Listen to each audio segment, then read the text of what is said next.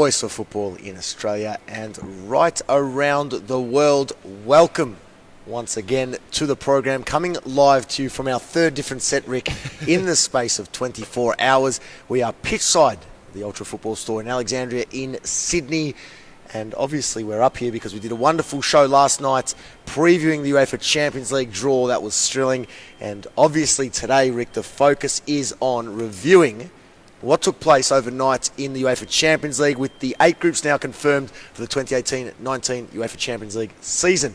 As always, you are with myself, Adriano Del Monte, Rick D'Andrea here alongside me, and we're in our shirts today. We are. I'm in a Real Madrid Los Blancos shirt. First time in my life I've worn this shirt.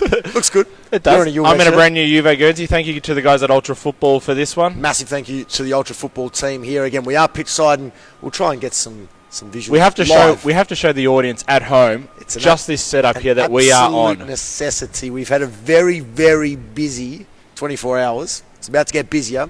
2 hours now we'll be with you. Some very special guests in the next 2 hours, talking all things European football. Of course, Premier League, La Liga, Liga 1 Bundesliga and Serie A. But we will start with the UEFA Champions League draw that took place last night. It was a busy night of football in Europe, Rick. There was Europa League action. It was. Tonight is the Europa League draw. There were UEFA awards last night.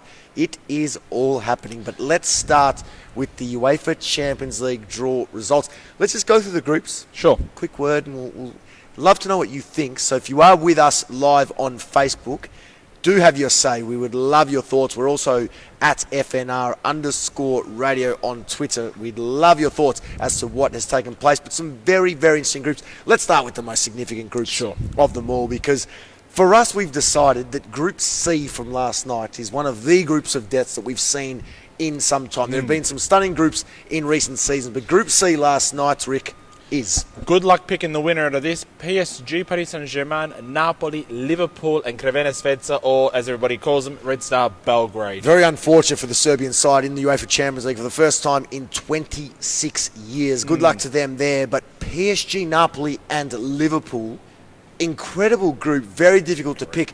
Some already suggesting that maybe the seeded team in this group in Paris Saint-Germain will be the one to struggle and may go out. That's a big call when they've got 2 of the best 5 players, arguably, on the planet in Neymar and Mbappe. Of course, Cavani returns to Napoli. The Champions League finalists, Liverpool, the third pot team in this group. They were always going to be drawn into a tough group, and it couldn't be tougher. Ancelotti going back to one of his many former clubs, a thrilling group in store in Group C. And when you also factor in the point that Napoli, not an easy beat.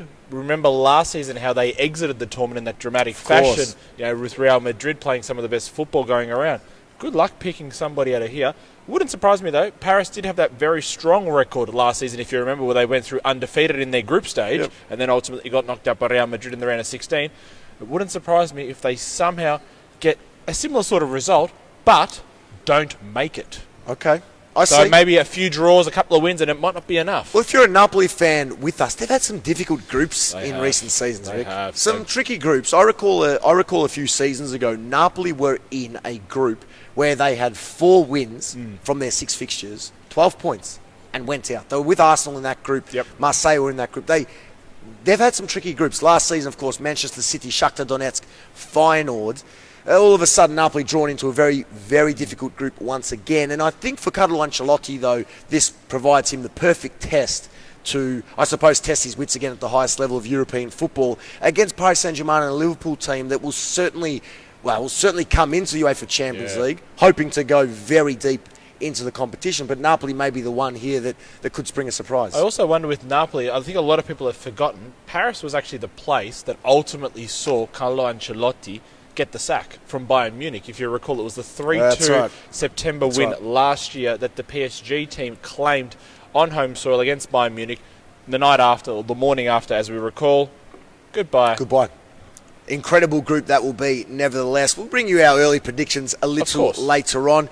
The other group, which some are saying is the group of death, and I think, yes, it's a nice group, but I just think the 3 of PSG, Napoli, Liverpool are a little stronger. But it's Group B.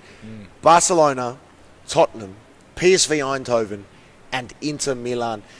very intriguing group. Inter Milan and Tottenham with some wonderful history in the UEFA Champions League, of course. The Gareth if Bale you cast hat-trick. your mind back, that was incredible. The 2010-2011 season when Gareth Bale really made his mark. A hat-trick at the San Siro. They trailed 4-0. He scored a hat-trick in about 10 minutes. 4-3 it finished. They played them in the return at White Hart Lane. This was a group stage fixture. They won 3-1. I was actually there at the time. Incredible stuff. They meet again. However, in very different circumstances. And alongside one of the world's best, and obviously one of the favourites in Barcelona to go deep into the competition as well. It's going to be very interesting to try and predict this one. We'll only have to take it based on the form that the two teams at the time will be in. There's no other way. We can't even predict this early on because those four teams, maybe we exclude PSV as being that little bit weaker, but certainly good luck picking the top two out of Group B. Very tough. More predictions to come. Let's go through the other 6 groups. Group A, Atletico Madrid, Borussia Dortmund, Monaco, and Club Brugge. Well, Brugge, if you remember a few years ago when they were in the Champions League, 6 losses. So if you want to talk to me about Club Brugge, they really need to come out this edition and at least get something just for their own morality. Can they, Rick? Can they really? Atleti, Dortmund and Monaco? Well, we've talked about Monaco's been weakened severely this season. Sure. It will be Jardim's tactics that might get Monaco across the line. Dortmund, we keep on mentioning week in, week out, obviously, as we cover the Bundesliga. Atletico, in my eyes, should almost go through undefeated here and top this group. Okay, well, keep in mind what happened to Atleti just last season. Atletico Madrid went into a group with Roma, with Chelsea, with Karabakh from Azerbaijan. Yes. They struggled. Atletico Madrid, given what we've seen. However, they went on to win the Europa League. Atletico this time around, I think, are much stronger again. They always seem to lose players, find a way to improve. Atletico Madrid favoured to win this group, but Atleti, Dortmund and Monaco have all had significant success in this competition in the last 5 years. And it'll also be interesting to see Thomas Lemar, who did go from Monaco to well Atletico done. Madrid for about 40-50 million euros only this summer. So there's a nice little link-up play when the two rival teams will meet. Very well done, Rick. You're on the ball there. We'd love your thoughts. Who goes through? Ivan's come through on Facebook Live. Love the set, guys. The famous Gate 13 of Panathinaikos and Gala artwork behind you. It is magnificent. We'll have to obviously show you around. We'll get our production crew to do a 360 view sometime throughout the show. Magnificent here, the Ultra Football store, of course. And we were, of course, broadcasting last night live from the world-class Zona Azzurri restaurant. Make sure you check it out down here. We're, of course, again, wearing the shirts. Real Madrid, myself. Just so we can see. Lower the laptop screen just so we can show everybody at home. There you are. There you are. Thanks to our friends here at the Ultra Football store. Group D, Rick. I'd love your thoughts on this. Now, Lokomotiv Moscow. For those, and there were many last night, I was receiving a few tweets from fans here in Australia and around the world asking me how a Lokomotiv Moscow of Russia, a pot 1 team, and Liverpool, for example, a pot 3 team.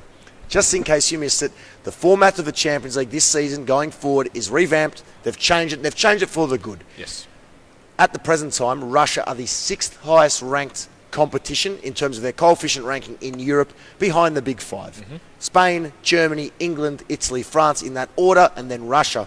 What that means is they are guaranteed a place in pot 1, their champions, and that were Lokomotiv Moscow last season, alongside the Champions League holders and the Europa League holders. So Lokomotiv Moscow in pot 1, all the talk, who gets them? Because this is obviously a lot easier than getting a PSG, Barcelona, Real, Juve, etc., etc. And they have been drawn into easily the weakest group of this competition. Lokomotiv Moscow, Porto, Schalke, Galatasaray. It's almost throw a blanket over the 4 of them who will actually get through, because you wouldn't say that there is any certainty in that group, because as we've talked about many, many times, Galatasaray going to Turkey is not an easy feat. Schalke, under Dominic Tedesco, very much a new rebuilt side. He has been able to mould them in his own way over the last 3 or 4 seasons. Porto, we remember what they did last season when they got through their group, but then ultimately got demolished by that pot 3 team that you mentioned a moment ago, Liverpool. And as we've said, Lokomotiv Moscow, the RPL champions, they do come in with a little bit of form. Let's wait and see with that one. I like the group and early stages here. I really like this for Gala on their return. I think they'll actually get through maybe as that second team at this stage. The clean sheet has come through Facebook Live. Juventus and Valencia to progress through in Group H. More on that group to come very shortly with our special guest, Ricardo from Zona Azzurri. That's to come in a few moments' time. Group E, Bayern Munich, Benfica, Ajax, AEK Athens. Ivan, one of our regular loyal viewers, is a big AEK fan. I'd be pleased if I was an Ajax fan into that group. Benfica, of course, coming through the playoffs against PAOK. So some experience there, some recent history in Greece. And Ajax, of course, a young up-and-coming Dutch side who don't have that much experience at this level. Ajax, I fancy, if I have to pick maybe a smoky, this is one where I can see someone coming through the group with Bayern. Well, think about this. Who qualified to get into Group B and into the group stage of the Champions League draw? You've mentioned one in Benfica. You mentioned the other team that is in this group, Ajax. They obviously had to qualify a couple of days ago. And Ajax, AEK. All of a sudden, you can throw a blanket over these three. Bayern, you would think, should go through. But you're right, you make a fair point there. All of a sudden, all of these teams could have played one another, technically, in the playoff round. They're at the same level. And when you also consider they've already had to start their season so much earlier. It's an extra 4, 5, 6 games and training and match fitness and preparation. They might be fatigued come the end of November. This could be a very, very close group, despite it seeming a little bit more one-sided. Keep your thoughts coming through. Our predictions to come. Group F, Manchester City and Shakhtar. Again, they draw Man City. This time, it's not Napoli and Feyenoord for the pair. It's Lyon and Hoffenheim. Interesting. Hoffenheim in the Champions League. Debuting for the first time. And Lyon, they used to be the French powerhouse. Yes. They won, I think it was 7 straight Ligue 1 titles back in the day. Regulars in the UEFA Champions League. Wonderful side. Now undergoing their new generation, their new era of players. Lyon, certainly one that can run Shakhtar all the way. And I think Hoffenheim as well. But you would imagine that City in this group would be licking their lips. Yeah, City have probably got a favourable draw. If you have to look at all the big teams, all the pot ones, they've probably got the best draw that you could probably get. Lyon, no Mariano Diaz, will probably be revealed a little bit more later on in the show. So that weakens them in attack. But Nabil Fekir, Memphis Depay. You want to talk about somebody, especially Depay, who played at Manchester United, went up against Man City, time and time again in the English Premier League. A little bit of a rivalry right there. Exciting times indeed. And there goes the pen. Pick it up, Rick. No. Pick up. In Group G, Real Madrid, Roma, CSKA Moscow, and Victoria Pilsen. So Roma travelled to the Santiago Bernabeu on the opening day. Tough start.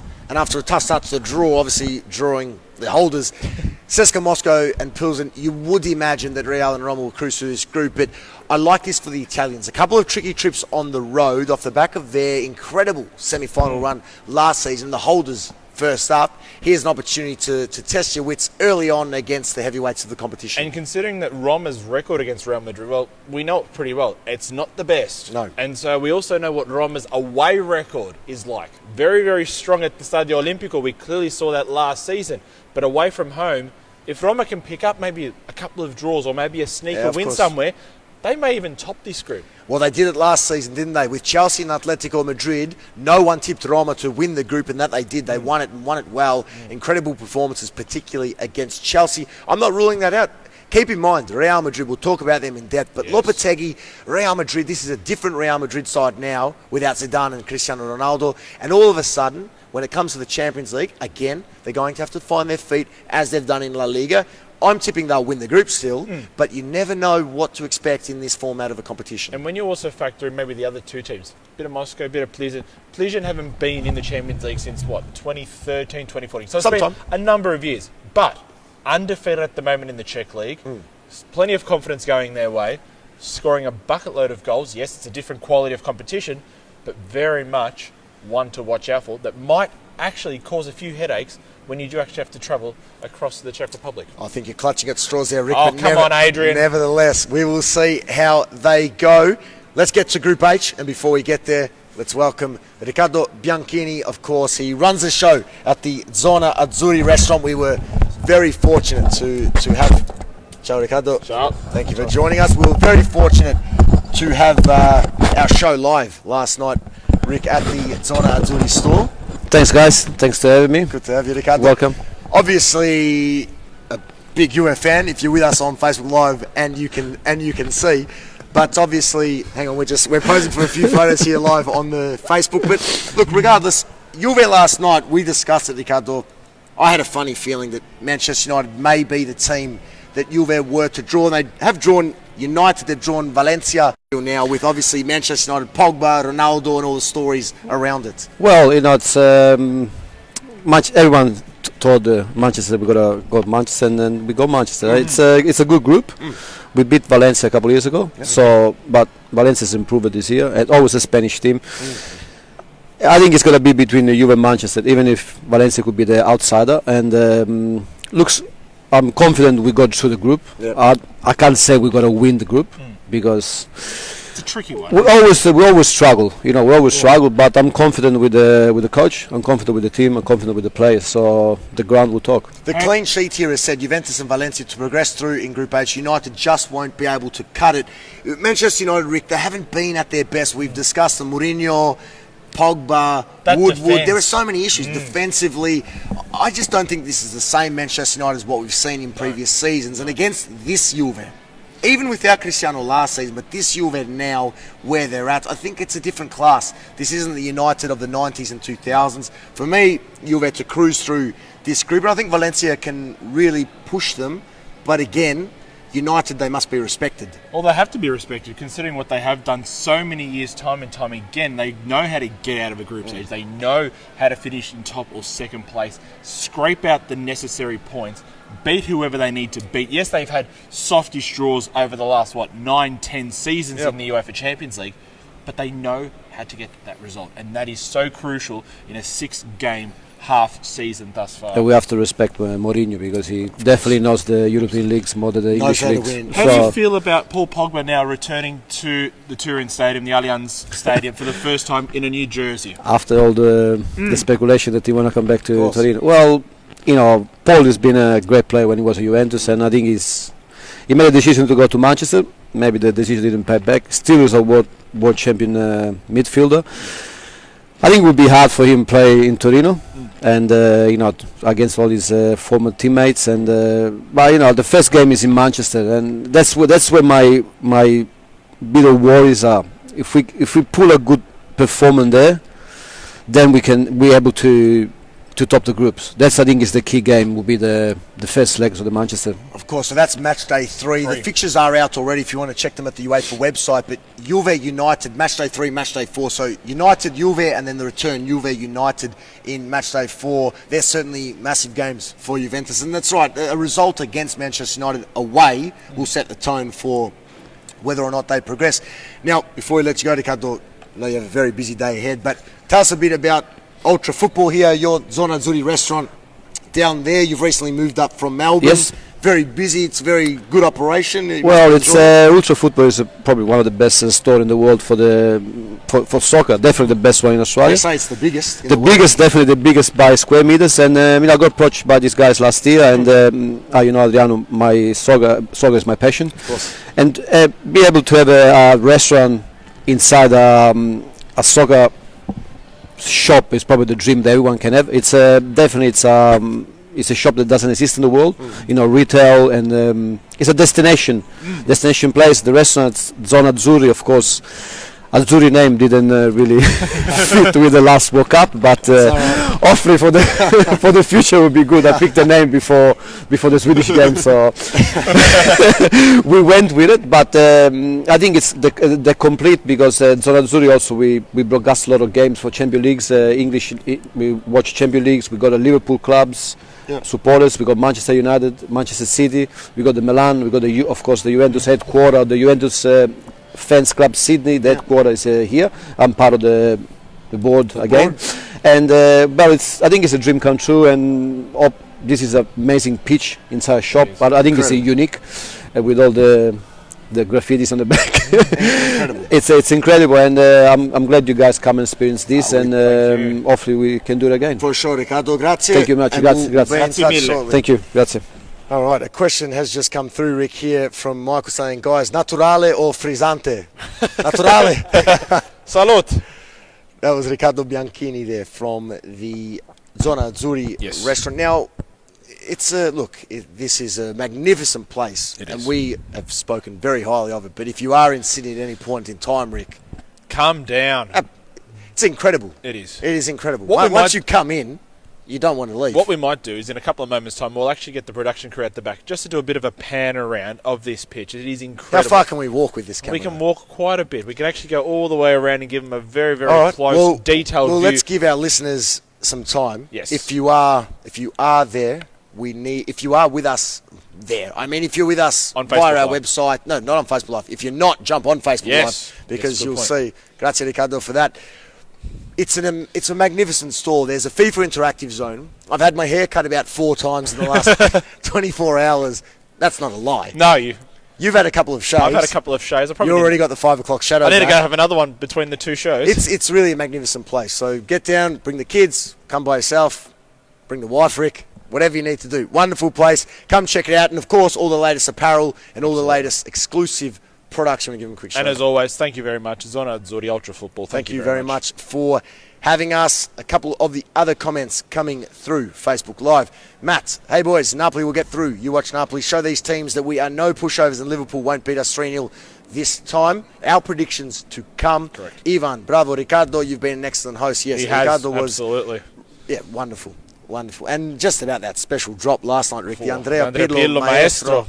Very, very nice. In Red, both white. red and white. Wonderful. Wonderful stuff. Okay. Quality.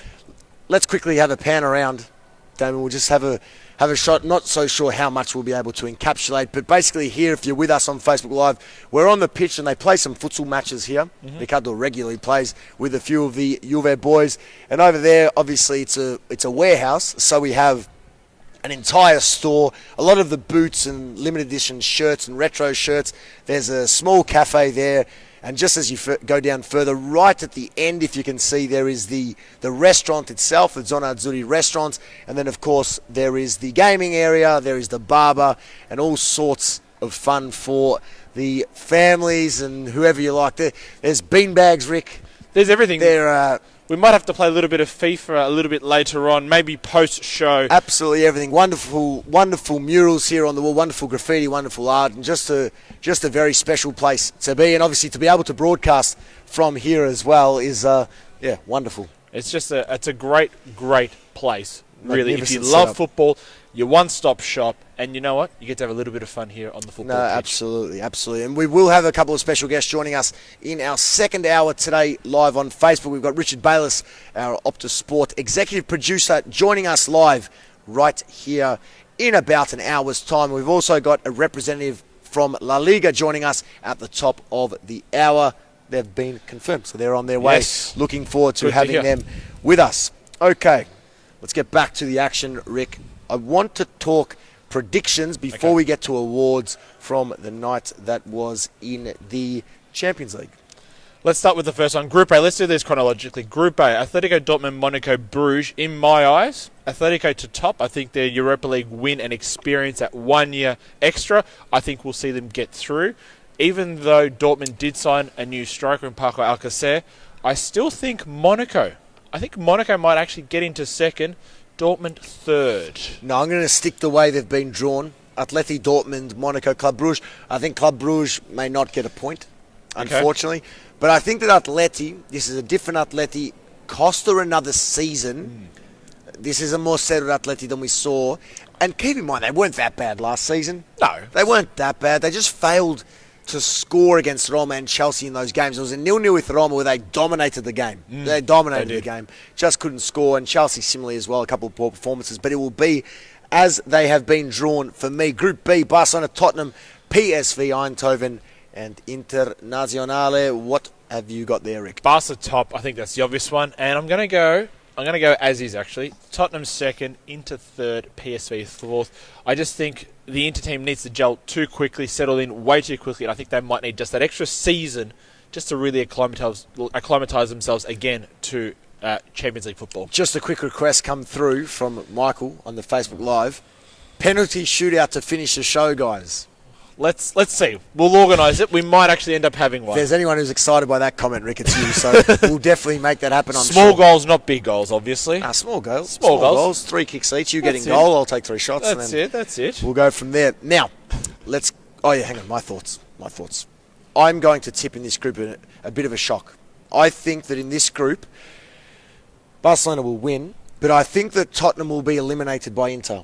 Okay. I think that Inter So we're Milan... reversing our opinions. Yep. I think that Inter Milan will find their feet in this competition. I think they'll perform well in the Champions League and not so well in the Europa League. I think they have a squad that is well equipped to compete with Tottenham. Full respect for Tottenham, They were magnificent in the round of 16 last season, even better in the group stage with, of course, Borussia Dortmund, Real Madrid and Upperwell. But this time around, I think Tottenham's failure to acquire new players won't work against them. I just think that Inter have complemented what they had now with some wonderfully experienced players. I think Icardi will be a dominant figure in this group. I think that Nainggolan will be wonderful given his experience in recent seasons in the Champions League. I think Perisic off the back of the World Cup. I think this Inter side are primed. I think they will perform better in Europe than domestically.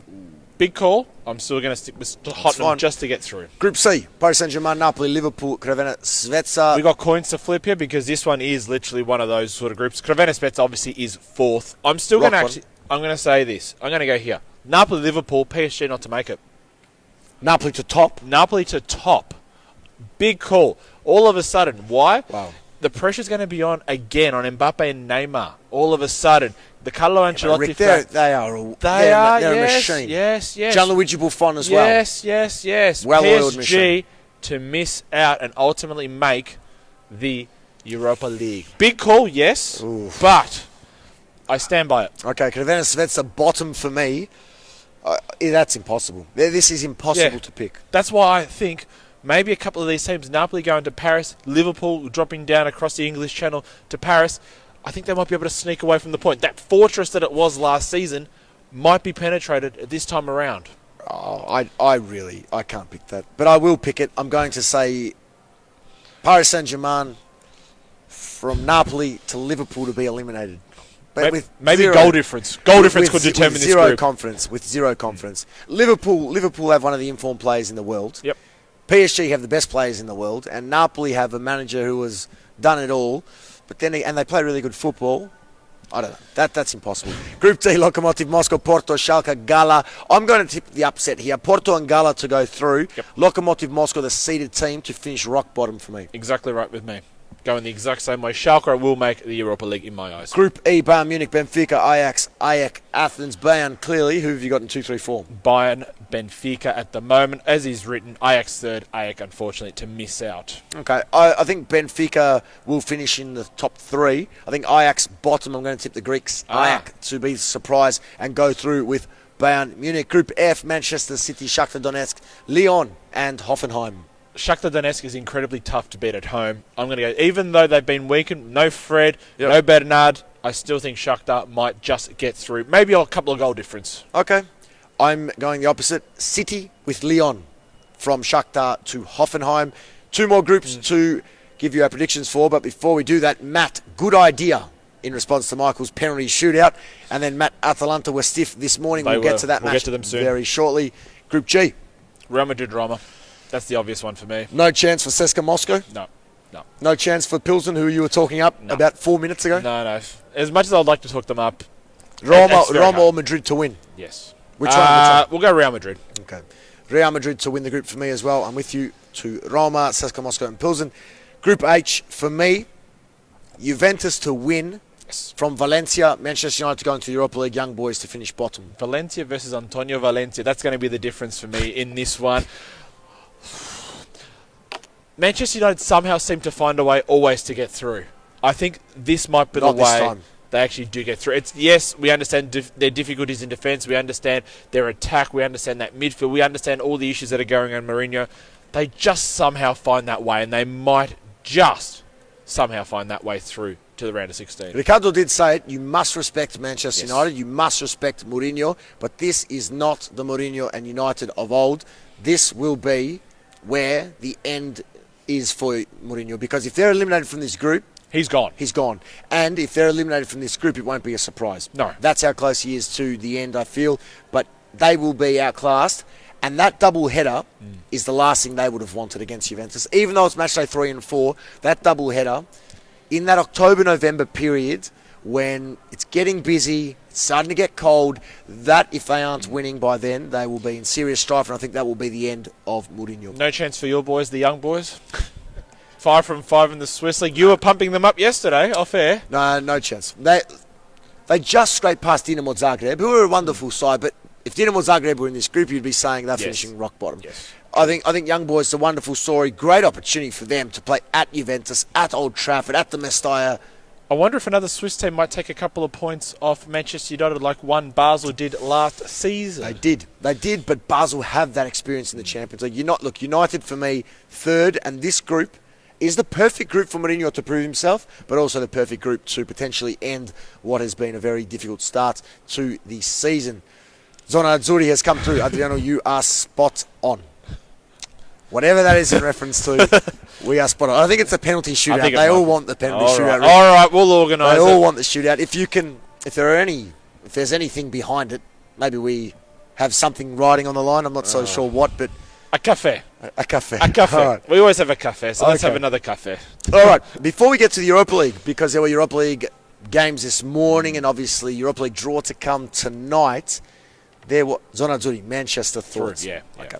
Yep. No worries. Now, Magic Milos, PSG Napoli. PSG Napoli for Liverpool. Liverpool. Okay. So, any others come through? LFC versus PSG versus Napoli, Juve v Man United, BVB versus Atleti, Barca v Tottenham versus Inter. So I think Luke there is trying to encapsulate the big matches and the big rivalries that are anticipated in the 8 groups of the Champions League. Like this. Matt has come through. If you lose, Rick, you need to wear the Napoli shirt.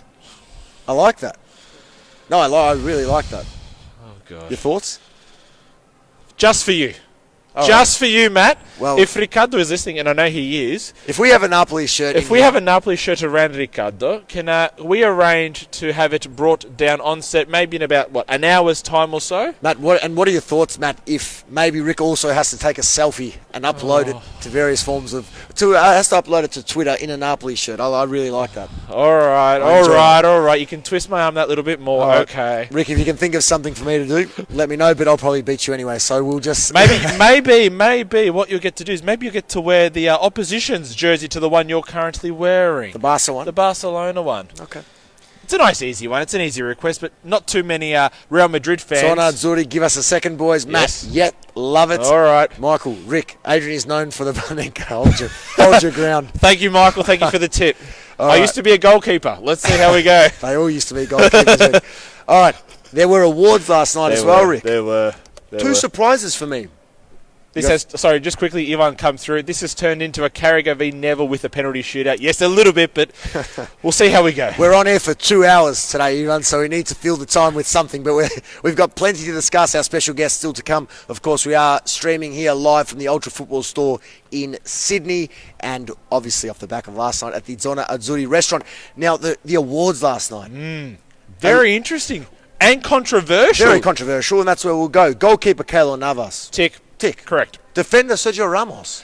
We were arguing this when we were watching the feed. We thought Rafael Varane should have actually got it. Because I thought definitely. Considering that Ramos missed that one very crucial game, the second leg of the quarter-final against Juventus, up already 3-0 from the first leg. But what happened before the Ronaldo converted penalty?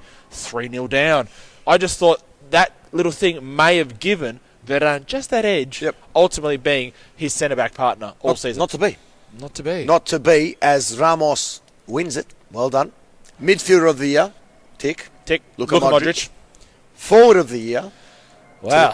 Tick. Cristiano. Yeah, it's Cristiano. Yes. Against Salah, tick. Who was at the ceremony at the Grimaldi Stadium or Arena. Now, if you weren't watching last night, we certainly were. Or Rick tried to, but then dozed off. Pot 4. Pot 4 got me. But regardless, couldn't make it. It was all talk and no action. Oh, come on. Regardless, if you missed it, the telecast was actually delayed by 6 minutes. And it was delayed by 6 minutes because Cristiano Ronaldo was expected to be there. Didn't turn up. And he didn't turn up, and heads were turning as a result. And he didn't turn up because, well, we think. He didn't win the Player of the Year. And Jorge Mendes, his agent, he didn't win. He came out and was very scathing all of a sudden, saying, well, UEFA, you've actually disgraced yourself, not only because he happens to be my client. But that's a bit harsh. It's a bit harsh, but... What's he on about? Disgrace himself? Clearly, Luka Modric. But clearly, 15 goals, he scored in, 8 matches consecutively, dominated the season, was, in my eyes, obviously, as we've said, between him and Modric, the two players of the Champions League. But if you had to analyse between the two and pick with one of the two, he was clearly ahead of Modric. Very, very surprised that because he didn't turn up, we assume Modric was given the award. Okay. Well, in the end, Modric wins. Now my question to you and to everyone at home and around the world, what does this mean for the Ballon d'Or? Because now, all of a sudden, the Ronaldo-Messi run, we know Messi won't win the Ballon d'Or. That's not happening. Gone. May not even finish top 3. But Ronaldo, Modric, throw Salah in there as well, but he clearly won't win it either.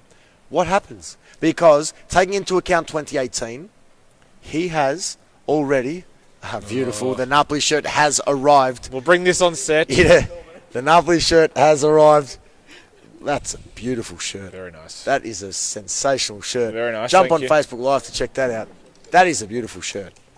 Wonderful. I might purchase that at the end of the program. might. That is beautiful. But nevertheless, what does this mean for the Ballon d'Or, Rick, in a word?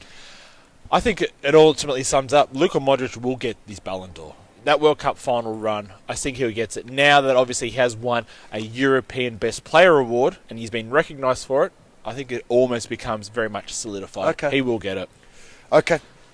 So it's the end. I think it is the end. I think it is. I think when you start to get these awards, Jorge Mendes' comments can mean whatever they want. No you can read into them. I still think Modric, with that World Cup final, I think that puts him ahead of Ronaldo. Can Ronaldo do anything in this next 3 months with Juve to get it back? It's such Is a it big possible?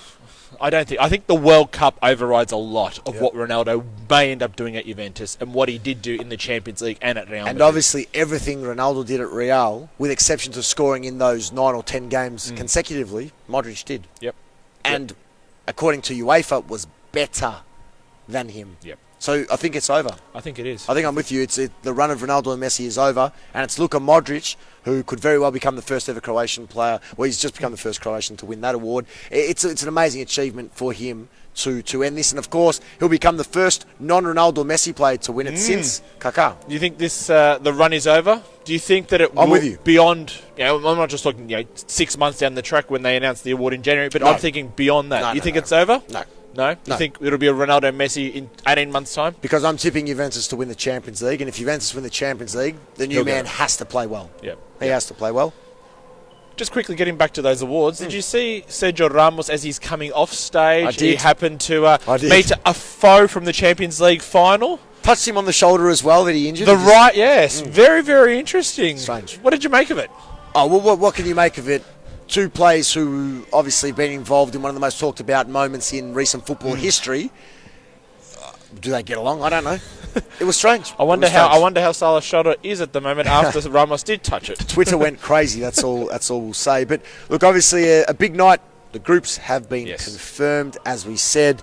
A reminder: the group of death, Group C: Paris Saint-Germain, Napoli, Liverpool, Crvena Zvezda. Group B: Barcelona, Tottenham, PSV, and Inter amongst the wonderful groups to look forward to this season. But the pick of the opening game, the pick of the group stage fixtures, without a doubt, Juve, Manchester United. Yep, can't wait for it. Pogba, Cannot wait for it. The Ronaldo return. Yep, the whole lot. amazing. Okay, let's talk Let's Europa League. go to Europa League. Now, Rick, while you fell asleep during the action last night with the Champions The League, final one. you were right across this last night. I was. Games kicked off at midnight. You were all over the Rangers match. I did. Now, Rangers finished with 9 players. They were up 1-0 very, very early, and unfortunately, Finished I with fell 9. 1-1 the game finishes. 2-1 they go through on aggregate. Incredibly, but Steven Gerrard and Rangers go through. well done to him. Let's see what the former Liverpool great can actually do now that he is in a very big domestic competition. Very early goal, Algeria, 9 minutes. You thought, okay, tie over. You've got a 2-0 lead across the two ties, 1-0 in the first leg. And then all of a sudden, Susiev get a goal back. And you just thought, oh, there's a chance. But then obviously, 2 yellow cards to, was it Morelos.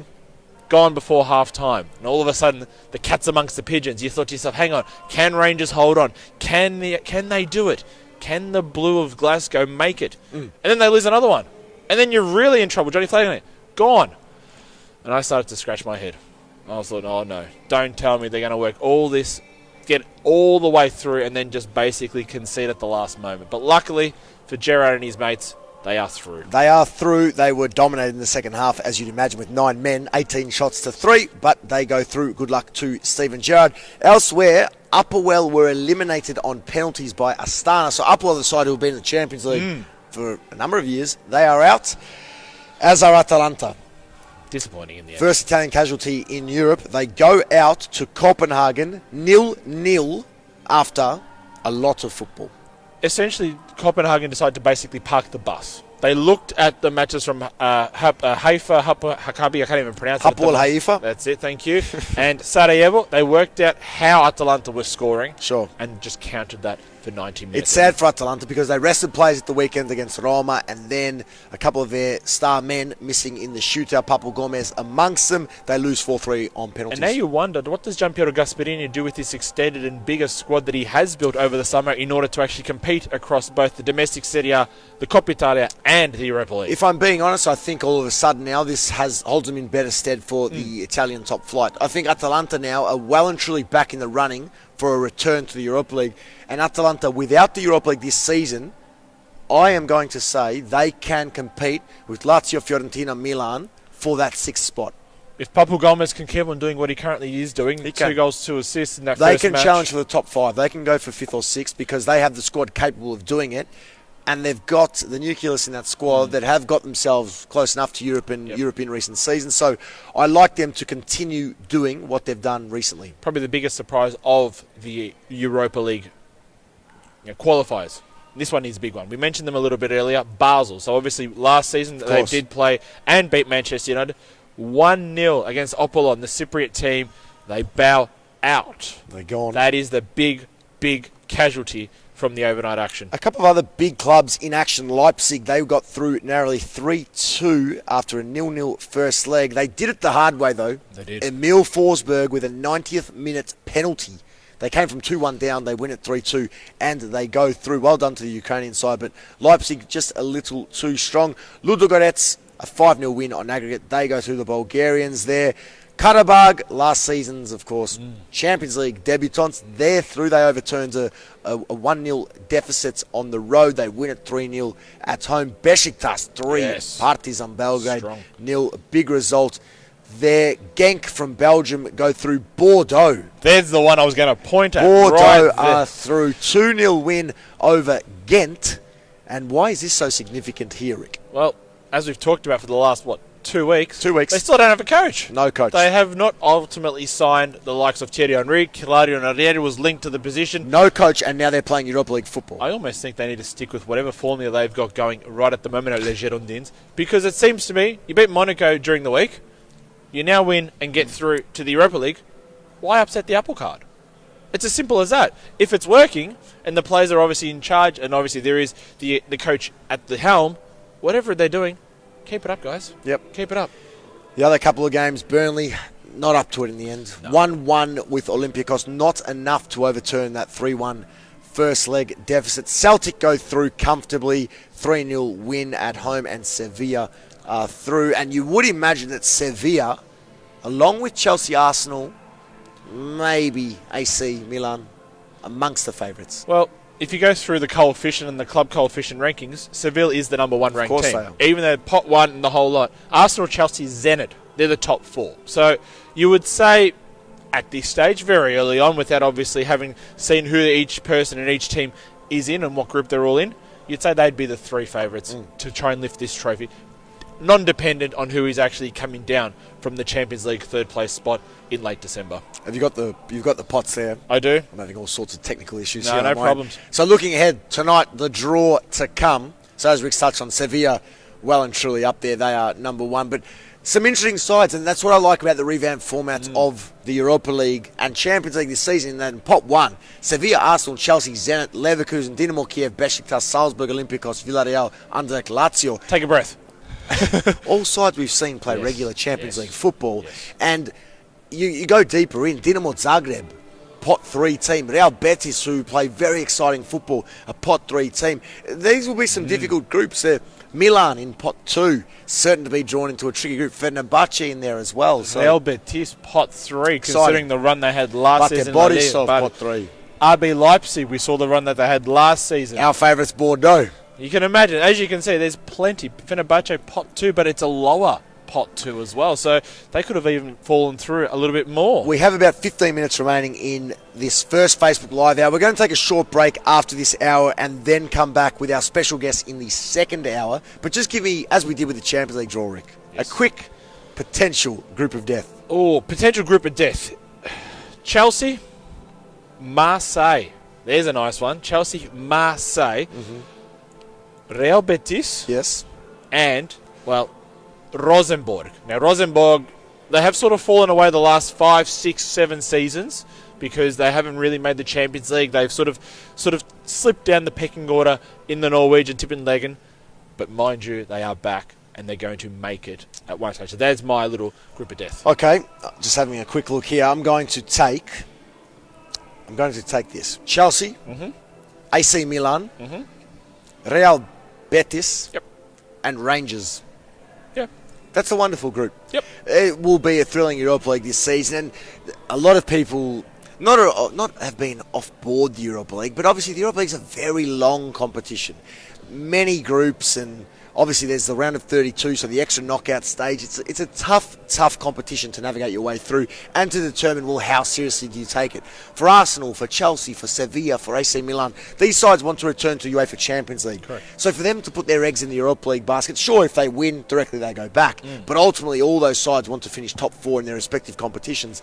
But I think this season, given the added depth, we'll see it taken a lot more seriously early on. Well, they have to, because they want to obviously as well get into a strong position where they can maybe and hopefully avoid one of those Champions League third place group stage teams that drop in. Because it seems to me over the last few years, it is these Champions League third place finishes from the group stage that ultimately go on to make a semi-final or a final or even lift the trophy, as we saw last season with Atletico. So they need to obviously take this incredibly, incredibly seriously. But you haven't written off Marseille. They did make the final last year. You went Milan over Marseille. Just because I like what Milan are building, Okay. and I like Okay. what Milan have, Okay. and Gonzalo Higuain, is there a better player in the competition? Oh, I'm sure Eden Hazard might be having a few choice words to say about that. Is there a better player in pot 2? Oh, that's there. There's not. Eden, look, Higuain, a pot 2 club. Payet, Dimitri Payet from Okay. Marseille. That goal that he scored last season. I that didn't dribble. mean it so literally. No, I no. mean the fact here that Milan, yes. there is some absolute quality. course. And yes, Marseille have proven themselves in this competition, but Yes. that's why I feel that they'll be a tricky customer. Very good defensively, AC Milan. Absolutely. Great goalkeeping stocks, developing midfield. Will be tough. Will be tough for all. And so you'd want to avoid those clubs without a doubt. At FNR_radio is where you can find us on Twitter. We have popped up a few polls, so get on and have your say.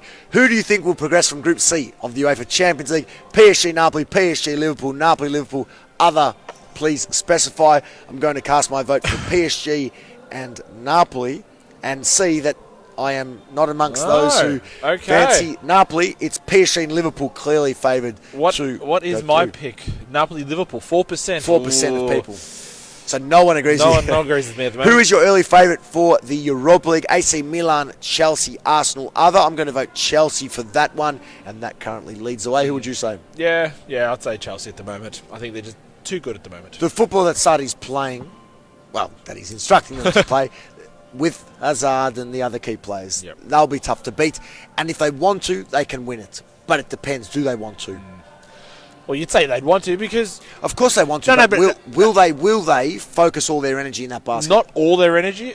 They Enough? they probably still will qualify via finishing in the top 4 Yep. of the English Premier League, but they don't want to have an issue or come into a complex situation like we saw with Marseille Sure. last season in Ligue 1, where they almost relied on winning the Europa League in order to actually qualify for Yep. the Champions League, because they happened to be the team that slipped into third place and missed out. Okay.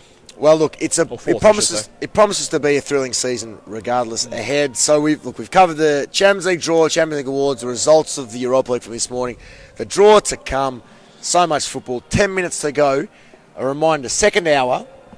We'll be taking a short break at 1. We are. We will be back in 15 minutes from now. We'll take a short break in about 10 minutes, and we will have a special guest from La Liga headquarters in Australia joining us to talk all things La Liga. Then we'll be joined live here on the set, both of these live on the set, by the Optus Sport executive producer Richard Bayliss to talk all things Premier League football. We'll also preview the Serie A, Ligue 1 and Bundesliga at the weekend. We'll touch on the UEFA Nations League, which is to come. So much still to get through. But Rick, what else is making news as we near the end today? Is there much else to discuss at this late stage? We've got some news in the fact of the Champions League, but steering away from that, obviously there's still a day to go in the transfer. Well, today's the last day. Any stories making big headlines? There's probably two in my eyes that are flirting around. PSG have finally offloaded one goalkeeper, and I think this is probably the biggest news story, considering the summer that it has been with the arrival of Gianluigi Buffon and the speculation of how long it would take for PSG to then announce his arrival, who ultimately Thomas Tuchel would entrust in between the sticks. Buffon was given clearly the option as number one. His number two is now much more clear in Alphonse Areola, the World Cup winner with France. That means Kevin Trapp, he didn't have I'm not saying he didn't have a future at the club, but he was clearly seen as being third choice. And he's gone? So instead of actually hanging around to Paris, Eintracht Frankfurt all of a sudden have themselves a season-long loan of the German. Good move, I think, for all. You talk about getting plenty of game time at a very strong level. All of a sudden, Eintracht Frankfurt, they did win the German Cup last season. No Niko Kovac this season. Let's try and reinforce down back. Good move for all involved. That's one. You said you have two. You have another. The other one, as we sort of alluded to during our Champions League coverage, Mariano Diaz. Of course. We've talked about this for the last few days. Now confirmed. Okay. He is a Real Madrid player. Will be the backup to Benzema. I can't see him being the starting choice ahead of the Frenchman. Okay. No chance at this stage. Plenty of goals, plenty of experience overseas. Will be very good off the bench as an option. But again, why then, if Real made that deal, we knew that deal was coming anyway, but why then were there reports saying that Real were linked to Dybala yesterday and Raheem Sterling? They're not going to recall a player who was out on loan or exercise their right to recall if they were going to buy Dybala or Sterling. It's rubbish reports. It's just the media hype and the transfer rumours that you start to see in and around the end of the season. What always fascinates me, though, is usually the ones right at the very end seem to be the most credible. Sure. Where did this Paulo Dybala one come from at all? I'm not sure. I don't understand where it grew its legs from, because it just doesn't make too much sense. He's obviously been linked away at times, but in the end, wasn't a move that was ever going to go through. All right, with about 7 minutes remaining in this first... There is one more.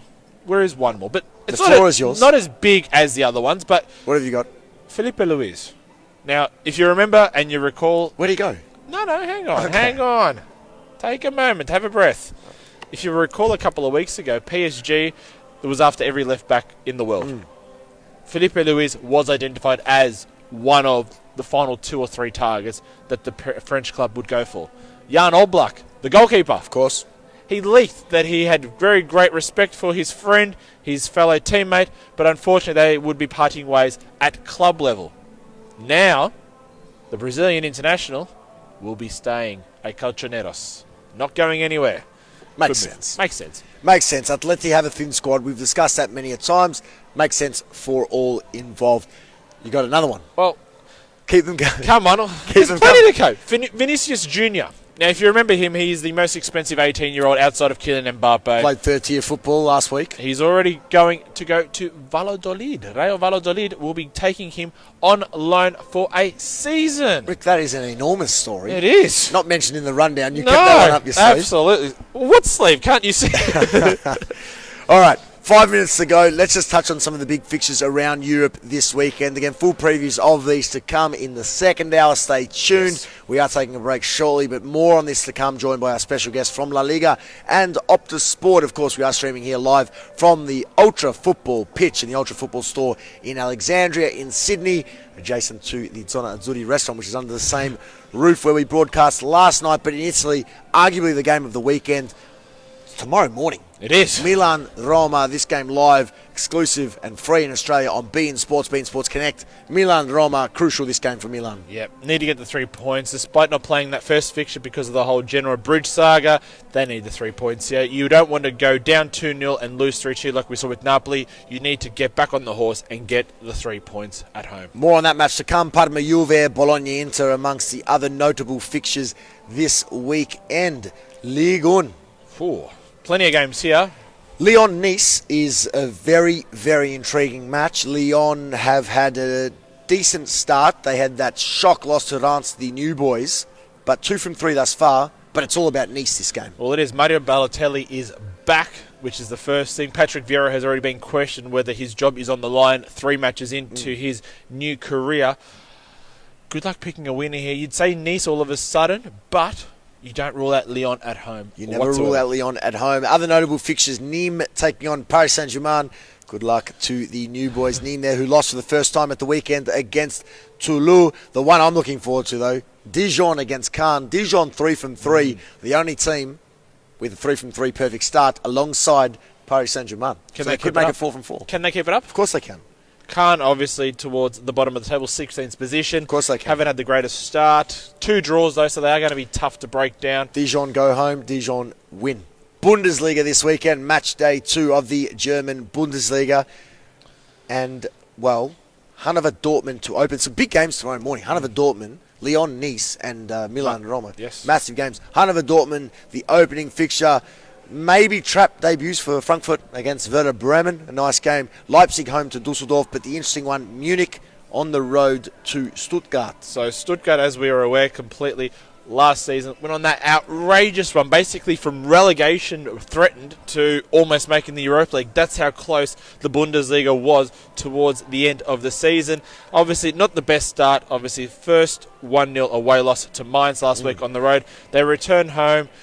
I wonder if there's going to be a few little discussions about Benjamin Pavard here just before the window closes. Not long to go, Rick. Not long to go. Under 24 hours, Bayern Munich are still interested in the French World Cup winner. I wonder if there might be a few little discussions ahead of this game and he might have to be changing shirts at the last moment. A reminder, this is the final round of fixtures across Europe's top club competitions before the international break as well. More on that to come in the second hour. La Liga this weekend. Our special guest will take us through this in depth. An absolute expert of the Spanish game, but certainly looking forward to Barcelona Huesca, the new boys, and we'll speak to our special guest from La Liga about why that's so important this weekend as well. But Real Madrid in action at home to Leganés, of course. Levante host Valencia, Betis and Sevilla, a nice game to look forward to as well. Yeah, cracking little game, little Andalusian derby. It'd be a great little match there. Unfortunately, there is one match that has been scratched because of the pitch, as we've discussed. Rayo Vallecano, Athletic Bilbao cross. More on that to come. And just finally, the Premier League. Richard Bayles from Optus Sport, the executive producer there, to join us later in the second hour to discuss this. Leicester-Liverpool, the opening match of the round. But certainly all eyes on Manchester United and their trip to Burnley, Rick.